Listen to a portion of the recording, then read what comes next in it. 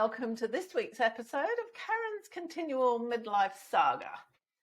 That's the best I can call it, really. Last week I spoke to you and shared about how my husband of 30 odd years, John, and myself have decided to spend a few months apart.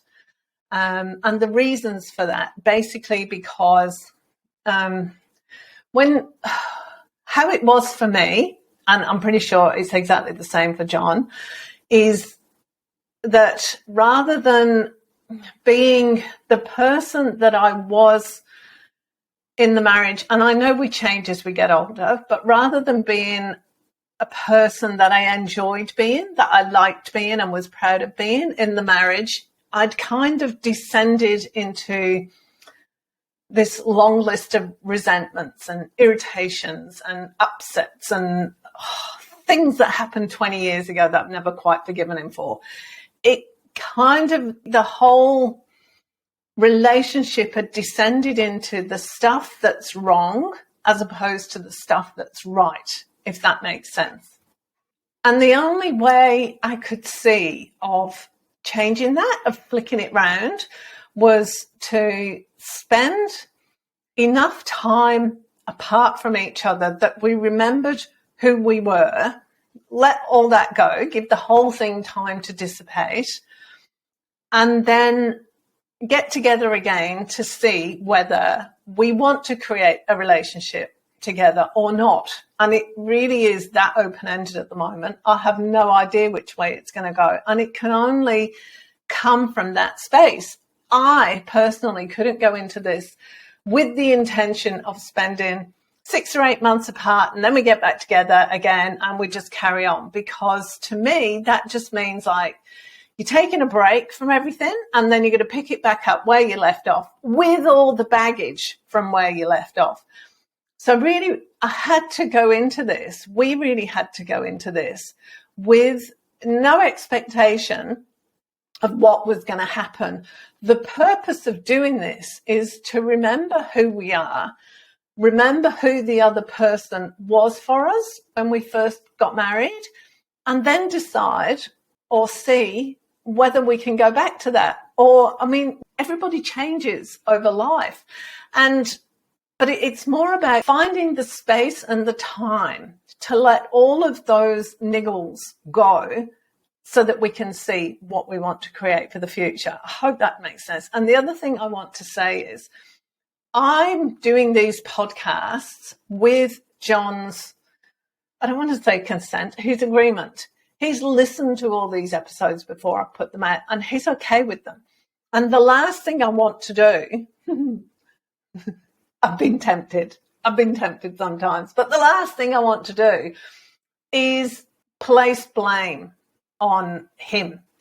That's not to say that I'm not annoyed with him and irritated with him and upset with him and angry with him and all those other things, or vice versa. That's not to say that. But it's kind of like, I don't know, trying to blame the sky for the rain that's falling down out of it. It's not relevant.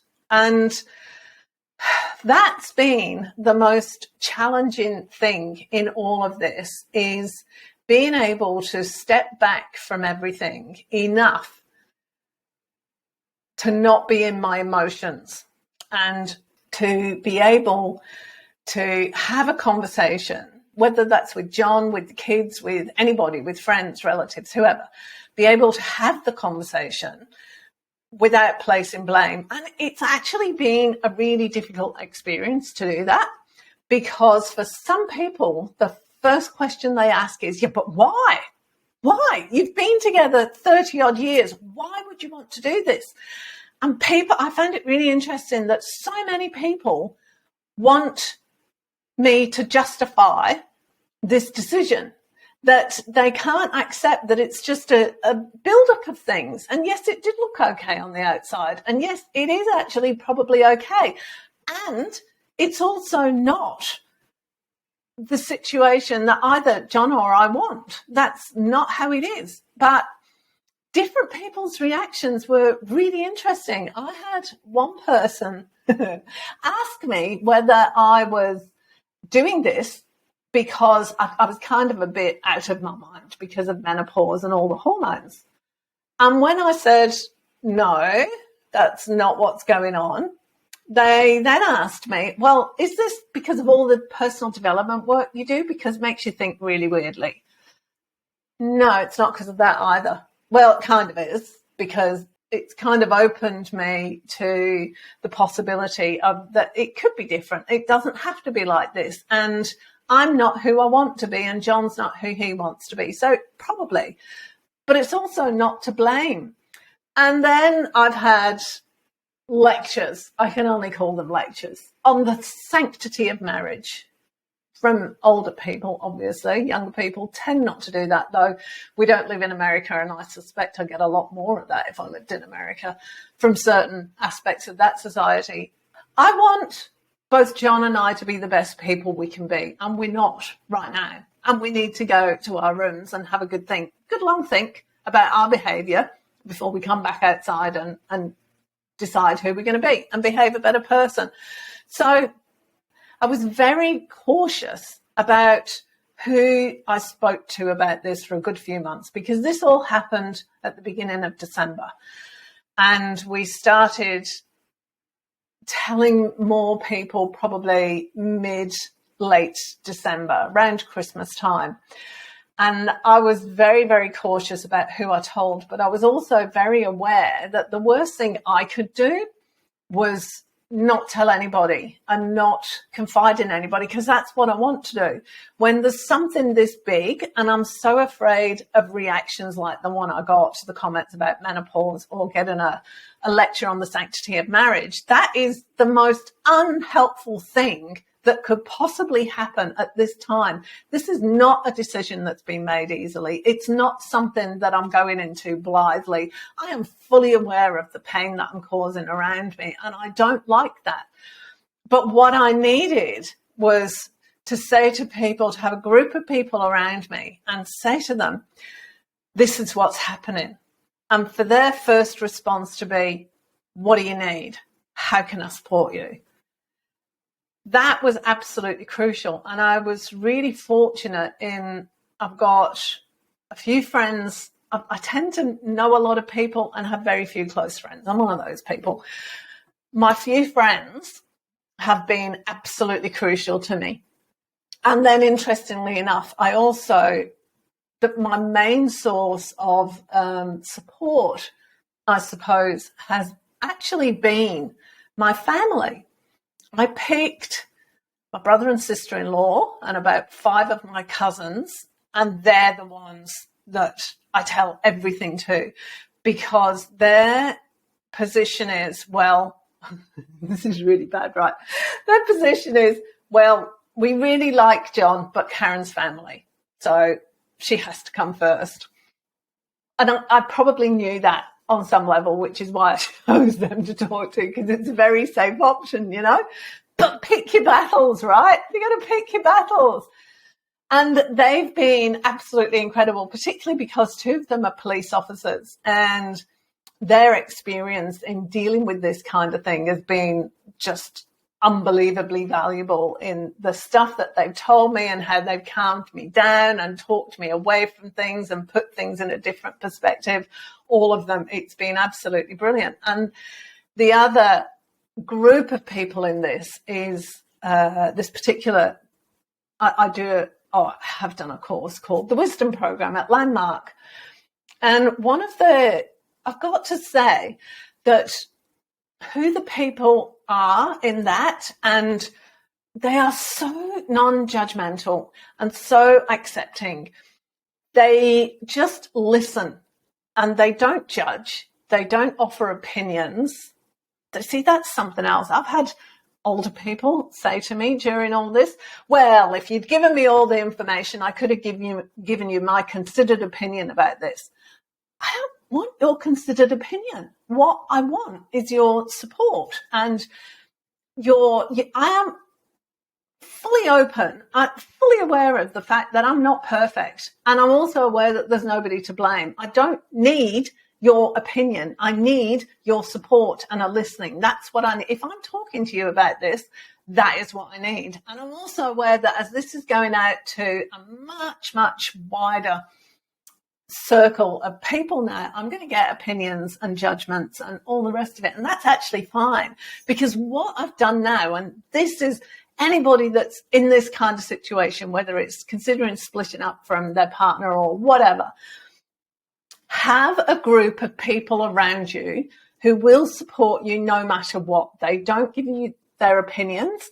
If you ask for information, they will give you the information that they have, or they might share with you. With the people from the Wisdom Group, one of the things that program's allowed me to do is, I suppose, not resist what's going through my mind. So all the anger, all the upset, the hurt, all the grief and the sadness, because we're talking 30 odd years of shared memories and 4 children, for heaven's sake, there's going to be a lot of that, all of that. What I was able to do was have those emotions, but not be those emotions. Does that make sense? That's a really difficult concept to get your head around. I am sad, and I am upset, and I am angry, and I am afraid, and all the other things. But there's also a part of me that carries on functioning quite independently and satisfactorily, as well as that. Kind of like I've separated into 2 parts. One of them is all the emotions and thoughts and all the stuff that's going on there, and the other part of me is over here going, yeah, I get that totally. Yep, okay, I've got stuff to do. And I did keep busy, which was another cause of upset for John and several of the kids, because I was downsizing. So I was leaving a 4-bedroom family home to come to a 3-bedroom villa, and it's a lot smaller, and I had to get rid of a lot of things. And I quite enjoy, I quite enjoy being a minimalist. That's not quite true. I quite enjoy having my home quite minimalistic, but then I keep everything I want to keep in a storage locker. And I've got a big storage container full of all the stuff that I don't want in my house, but I don't actually want to let go of.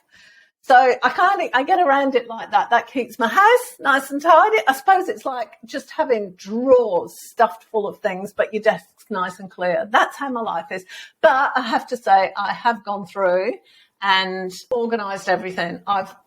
When we moved, I probably got rid of over half of the things that we owned or had kept.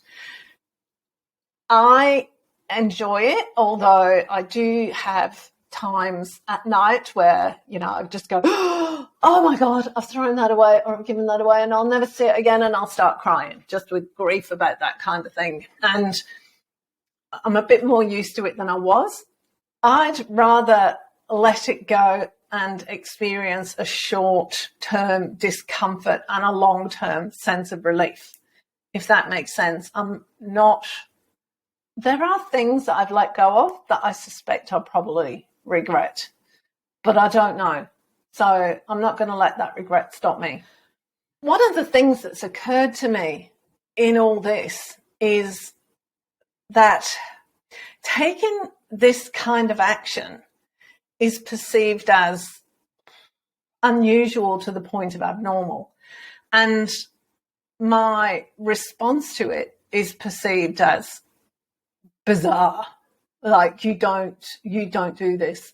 And I'm not saying it's not been easy, and it's not been plain sailing by any stretch of the imagination. John and I have not got through this without the odd few days where it's just been vile and we haven't been able to look at each other, and I've just wanted to strangle him, and I'm quite sure he's wanted to cut my head off and bury me somewhere. But we have got through it, and it's the unusual thing that people can see is, or not that they can see. This is what I think is unusual, right? I think people in general, we would rather, and I'm saying we because I fall into this category, we would rather put up with something that's uncomfortable and we don't like it and we know could be better. We would rather put up with that. We would rather sit on a chair that's got, what do you call it, a tack on it and have that tack sticking in our behinds than get off the chair and pull it out in case getting off the chair and pulling it out is worse than sitting on the chair in pain. I don't know that I said that very well, but do you understand what I'm saying? We would rather be in pain in a known place than go somewhere we don't know and not know what's going to happen when we do that. We're so much more afraid of uncertainty than we are of doing something about something that we know isn't working for us or for the people around us. That's kind of not how I like to do things. And it doesn't feel unusual to me, I suppose, because I do that. That just feels like that's how it's supposed to be. If you don't like it, do something about it. It's not hard, but I'm also not afraid of uncertainty. Uncertainty is where you grow. And I enjoy that. I enjoy growing. And I don't want to go into a lecture here. I'm not saying it's easy. And I'm not saying that every time I've decided to take a course of action because I didn't like whatever was going on, everything's turned out rosy, because it definitely hasn't. Let me tell you, there's been more than a few instances where I've turned away from something and gone, oh, crap, that was a mistake, wasn't it? But that's also where you learn, and this is where I learn. I'm only talking about me. Everything I say is what goes through my head. This may not work for you, but I'm just simply trying to explain the way my mind works in all this. That's all I'm trying to do. So if it works for you or if it helps you at all, great. If it doesn't, fantastic. Doesn't make any difference. I'm simply sharing what happens. So what is there to take out of this?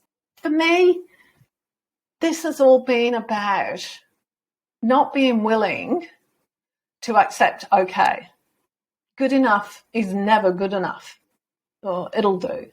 No, it won't. If you know that there's the possibility of something being way better than it could be, why would you not go out and get it? That doesn't make any sense to me, and that's where I come from in all this. And when somebody is upset and I will talk about this more next week, when somebody is upset and they are voicing that upset to you, you just got to remember that it's not about you. It's their upset. And while it might be something that you've done that's upset them, all there is for you to do is get the upset, hear it, and acknowledge it. Get it. Not about you. This is not an opportunity for you to tell them how they've upset you. That's not it. This is an opportunity for you to listen and share. And again, this is where I come from with all this. Not saying that's ever going to work for you. And yeah, on fairly regular occasions, I don't manage to go by that. But I do try. And I have tried particularly hard in all that's gone on here, because I care about John and I want him to be happy and I want myself to be happy and I want us both to be the best people that we can be. So I'm going to leave it there for this week. Next week, I'm going to share these last 3 or 4 months, right, have been such a learning curve for me in how to deal with things and who I am for myself. For others a little bit, but mainly for myself, who I am for myself, because I tend to think that whatever's going on in my head is the truth. It's the truth. And it actually isn't. That's just what's going on in my head. And I've had a lot of lessons over the last few months, and I'd like to share them with you next week. So please tune in for more. And I would love to hear your feedback on what I've said, and whether you think it's right or wrong, whether any of it resonates with you, whatever. I would love to hear what you think about it all. Thanks so much. I'll talk to you next week. If you enjoyed this episode, be sure to subscribe and don't forget to rate and review this podcast and share it with your friends. Thanks so much for listening, and I hope you're leaving with some thought-provoking information that can make a difference in your life. See you next time.